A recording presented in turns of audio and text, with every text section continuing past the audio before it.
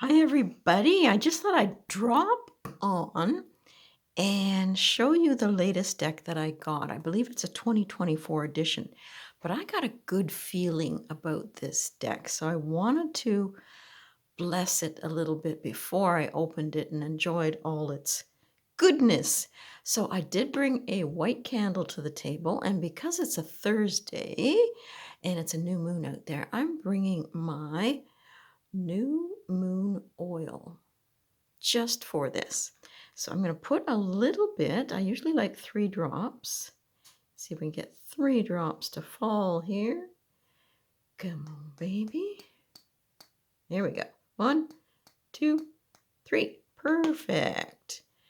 And I haven't really planned this out too much other than, I should tell you, there are 6 drops of orange in there, 5 frankincense, and 5 patchouli. And it's very light, actually. So I like to circle the candle with a little bit of this good energy and even bless the deck with some of it. And I'm bringing in some oil that I often, not oil, but powder that I often use connected to Pisces, and they're connected to the moon.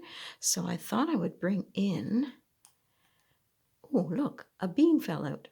A bean was for growth, and I'm definitely trying to tap into the ability to use my psychic abilities, open those doors to intuition, really tap into the creative nature that, Pisces often brings to their work. So let's give Pisces a little bit of credit here for this and see if we can't get something really good going here. So I'll just tap that in a little bit. Why am I doing this? I don't know. I just feel like the deck is extra special. So let's get this candle lit and a little bit more of the party started here. Okay, she is going into my cat holder. I did bring a little bit of pink calcite. There's a femininity to the Pisces, the water sign. So I brought that. A little bit of my new peacock ore. Do really like these multicolored magnetic stones. They're just fantastic to play with.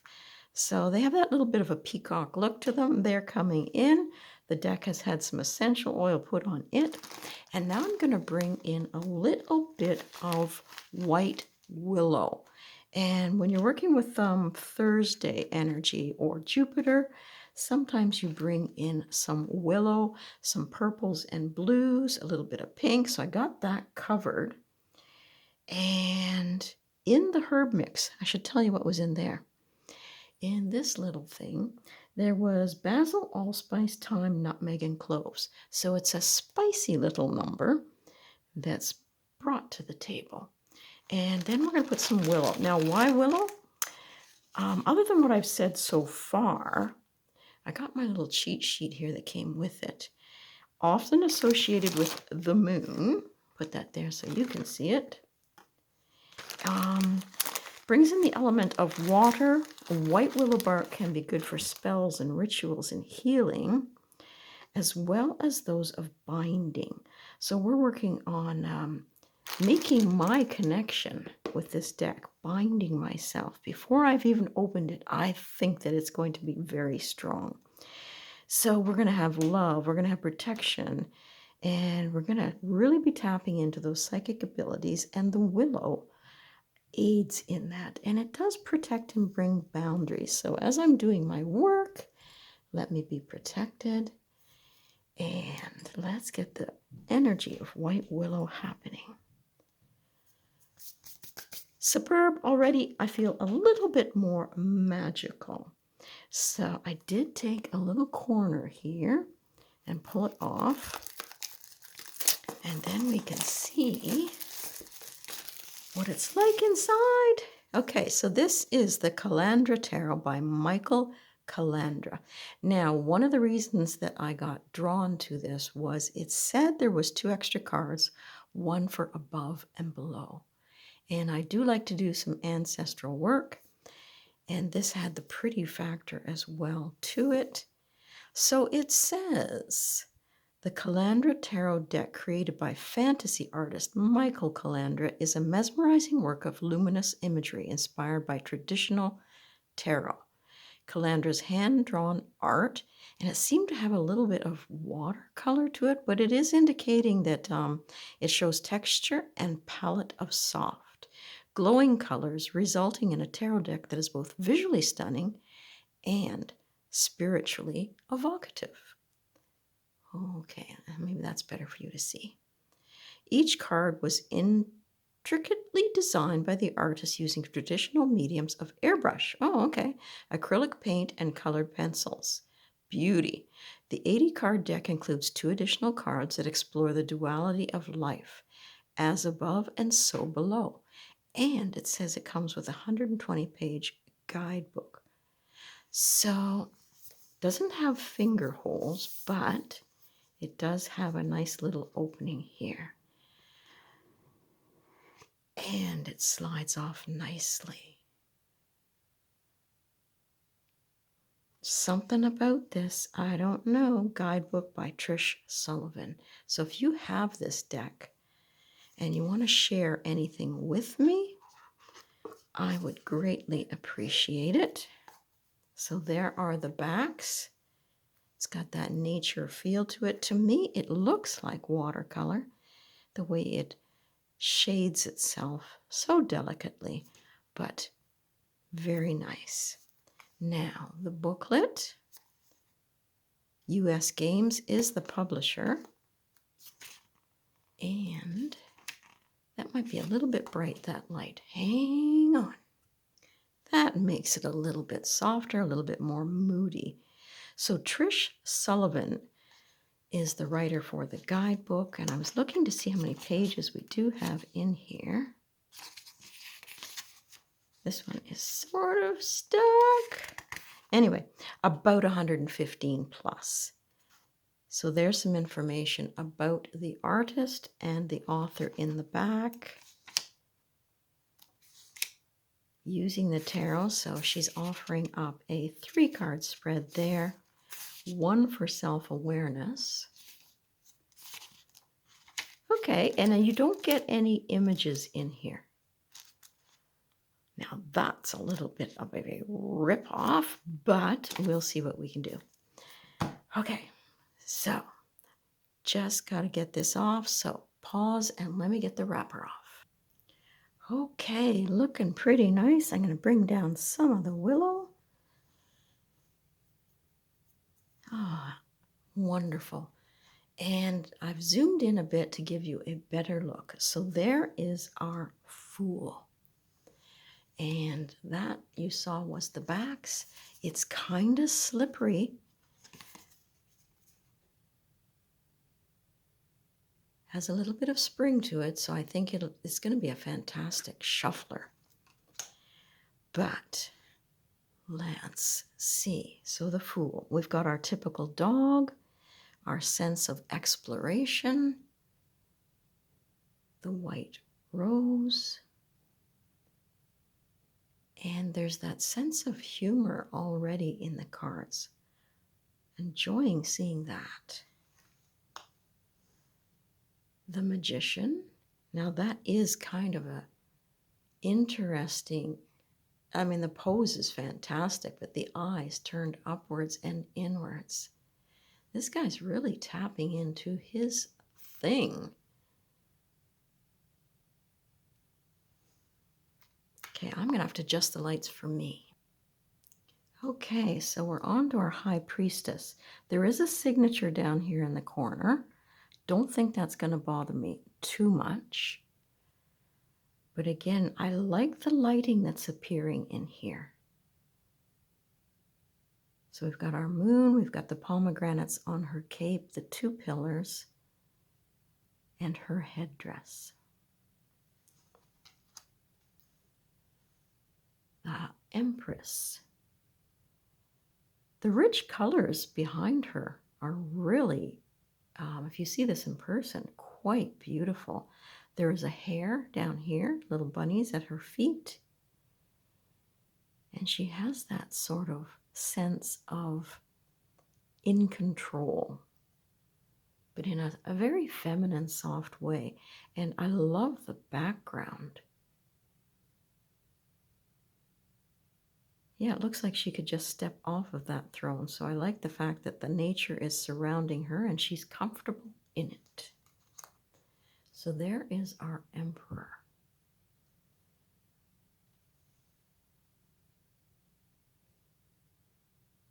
The world above his left hand. We do still have the rams for the throne. And we're getting some glyphs in here. So I bet you we can bring some astrology in. Let's just see what it says for the emperor. Okay, we've got our keywords, but let's just cut to the chase and see. He is a stark domain, barren mountains offering protection behind him. His throne is carved into the stone itself, a seat from which to face the world. Well, that's interesting. Practical, not ornate. The only adornments are ram's heads carved into the tribute to Mars. He battled for every success, enduring trials that would level others. His armor represents his warrior nature, and his white beard indicates his experience. His eyes and face are still, sharp, and he wields his scepter, an orb levitating under his absolute control. For few now would challenge him, but he remains ready, his red robes symbolizing the passion and strength burning within his soul. So if you were to receive this, you have become who you are by working hard and exerting control over your actions and situations you faced. Don't change strategies now. Very nice, because it's different information than I'm used to. Tie up all the loose ends and proceed. There will be time for enjoyment once the work is done. Okay. A Hierophant, a much younger Hierophant than we're used to. Okay, I better just put a little sticker of sorts here and bring this one back in. The Lovers. Beautiful angel behind them there. I guess blessing their union. We still have the fire element on the side and the temptation of the apples in the Garden of Eden. Gorgeous. Our chariot. That's quite the canopy above him. It almost looks like a spaceship.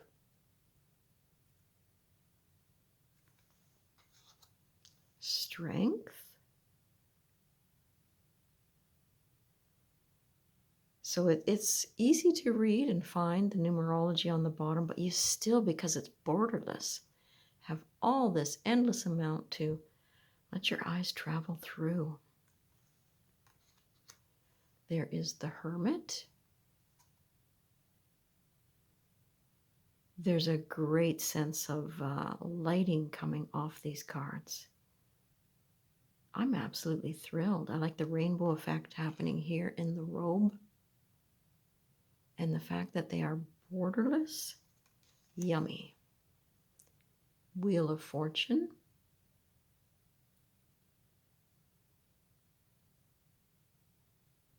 Trying to take it all in. This almost looks like a carousel ride in a park. Justice. Quite a bit of power in the artwork.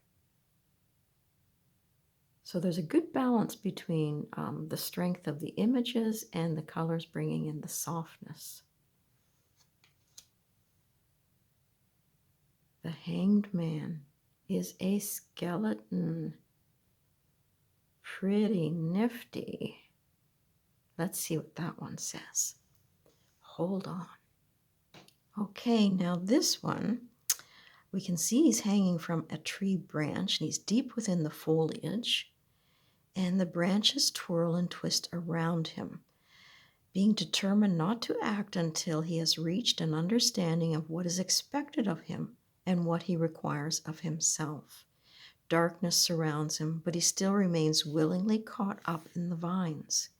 With a cocoon of leaves and branches, he's able to find a new perspective, to shed all of his preconceptions and revisit the issues he needs to face. It suggests distancing yourself from the task at hand and take some time to consider whether you could improve on your current course of action. Look at those different points of view and ask yourself what sacrifices you are willing to make in order to succeed. Working so much with Santa Morte, it's wonderful to see the skeleton there, paring things back to the very basics. The bones of the matter. Oh, another one with the death head moth. So you've got your black roses. Oh, I can hear Santa Morte at the altar calling for this one. The moth, the face. Don't know why I never stumbled on this deck before. And Temperance. This is pretty cool in that I can't show you now, but I have angels on my altar, and I just, because I'm delving into the deck, the Good Omen, with the dark and the light angel, and because I'm working with both angelic beings and Santa Morte separately, I just painted the angels on my altar, their wings, black and white. Okay, this is pretty exciting. So that is our Temperance card. Oh my goodness me. Hang tight. Liking this deck a lot. What was that one that I just had? It was much prettier. Oh well, we'll put this here. Okay, so we have the two sitting at the foot of the devil. Bring it in so you can see the eyes. Feel the heat from below his arms there within the bat wings. Oh, I think this is a snake here in the foreground. Love it. Okay.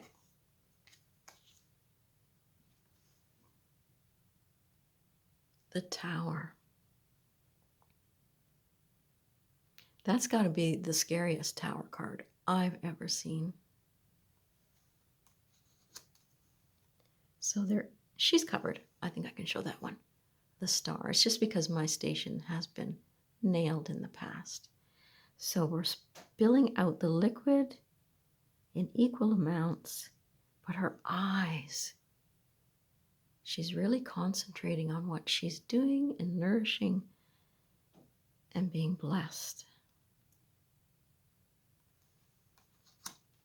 The Moon. Wow. I am glad I didn't see any other reviews because it's a pleasant surprise. It sort of reminds me of this face here of David Bowie. But the Hounds of Hell, I guess. Spectacular. The Sun.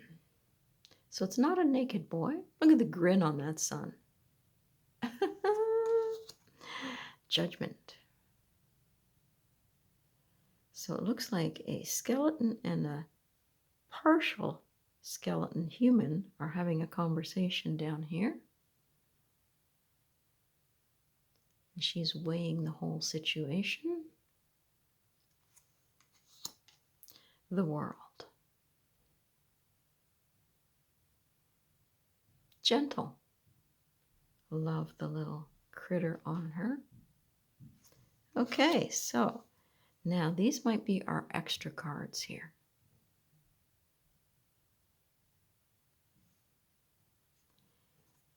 Above and below.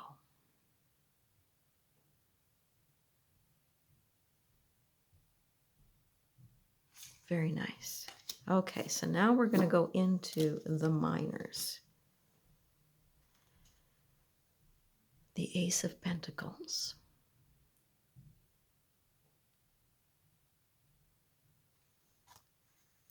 Our 2.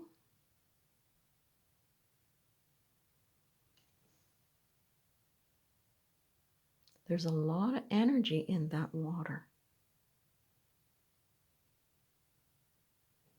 It's almost like he's, oh, I just love the waves, and the small and large boat is still there. It's like a tornado off the coast there. We've got a bit of a bird there. This serpent portion of his body. Really nice. 3 of Pentacles. Nice library. This was on the front of the box.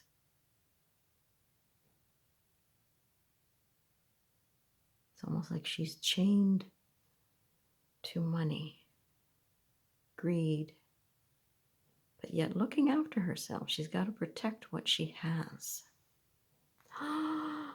5 of Pentacles. So different than what we're used to seeing.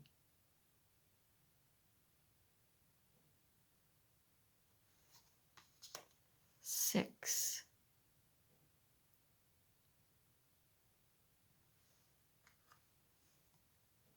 Seven.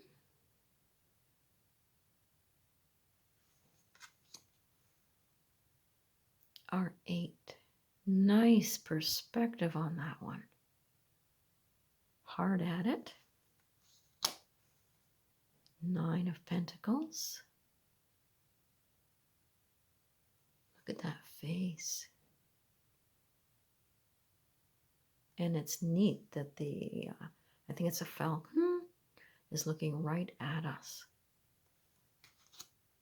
Our 10.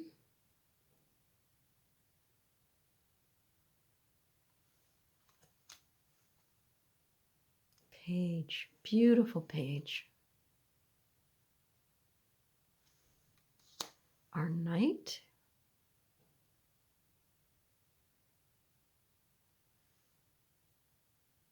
Great horse. The Queen.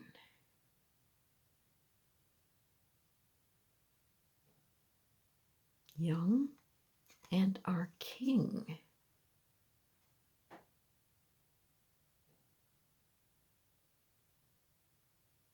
These are very luminous down here. It's just like stained glass. Okay, our Ace of Swords.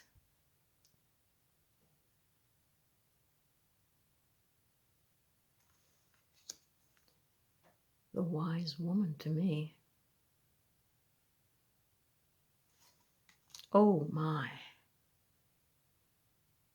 The colors, the drama in the sky.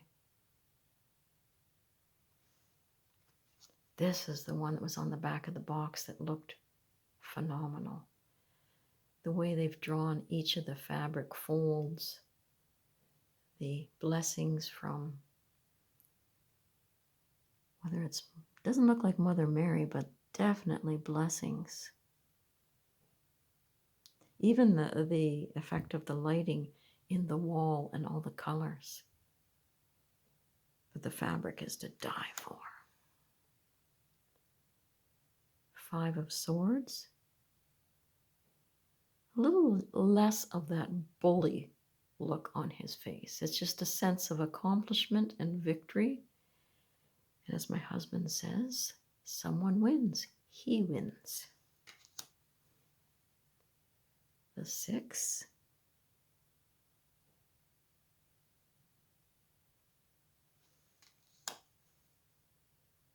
Gonna make for a gorgeous spread.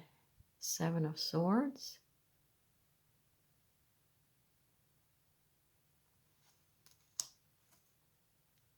8 of Swords.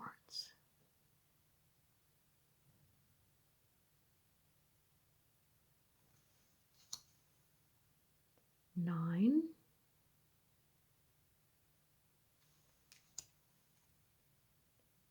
10.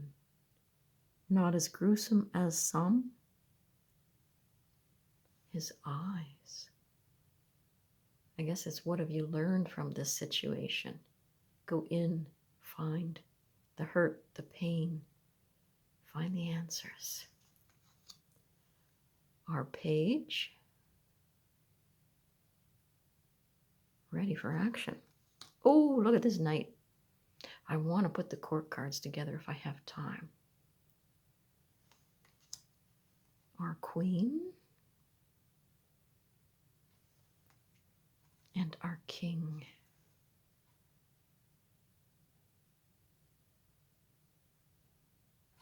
Approach if you dare. The Ace of Wands.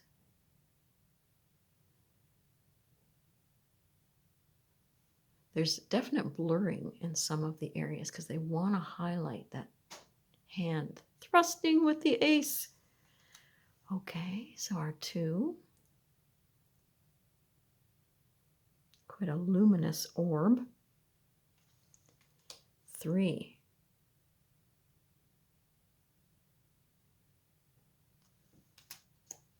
Our 4 of Wands, the Celebration card.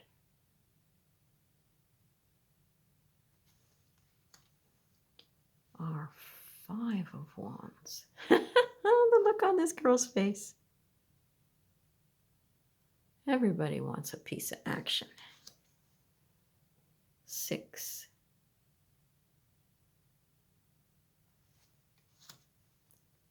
7.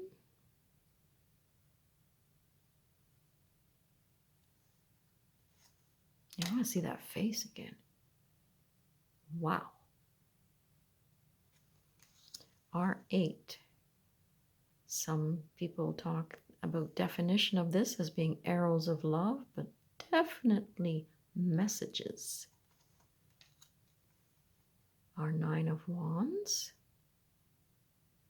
I've never seen anyone do a review on this. 10 of Wands. Look at that face.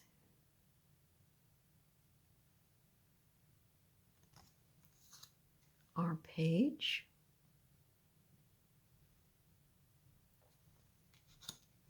Another fantastic Knight. Definitely not afraid of action in this deck. The Queen. Perspective on this one might be a little bit off, but we do still have the cat in the foreground, the sunflowers, and look at this king, that lion behind there. Really, really, really, really nice. Okay, so we're into an Ace of Cups, and you can see the glimmering gold of that cup. Blessings being bestowed. Our 2 of Cups.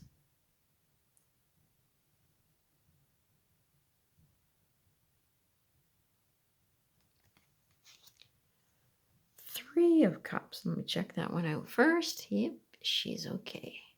So we still have our pumpkins. The celebration of the 3 women.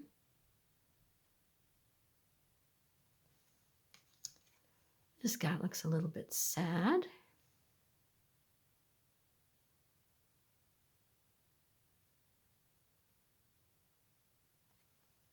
Okay. Ooh. Creepy, creepy, creepy. The sorrow. That is a great castle in the background. are 6. And look by the door there.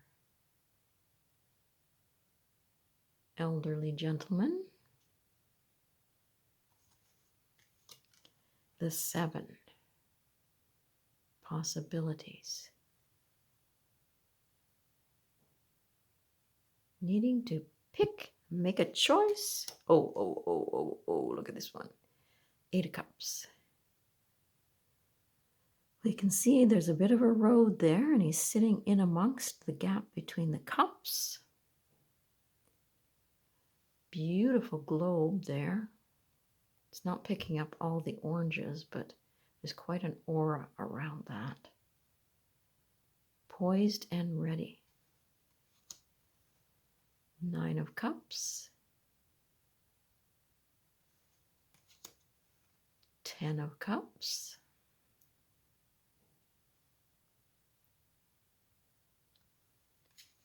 Our Page. Swept up in the moment. Another active Knight. His quest for the Holy Grail. Our Queen. Young, beautiful. And our King. Poseidon, I would think. So let's just get the court cards together. Okay, I couldn't resist bringing the aces in as well. Letting you see the power, the color, the variety. Incredible. So they are worth the wait. Didn't take long for them to come. Got them on Amazon. Okay, so we have the Page of Pentacles, our Knight, our Queen, and our King. Trying to get it all in there for you. The script, or that's not script, but the lettering on the bottom, easy to see, doesn't intrude. Borderless, phenomenal.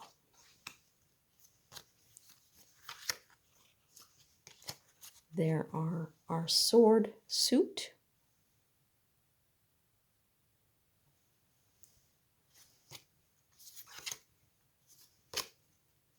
The wands.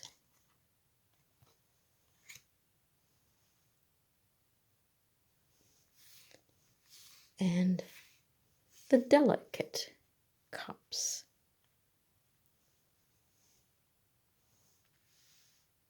So let's see how they shuffle. Just going to show you too the difference. The typical standard rider weight on the left, and you can see this one's a little bit longer, but about the same width.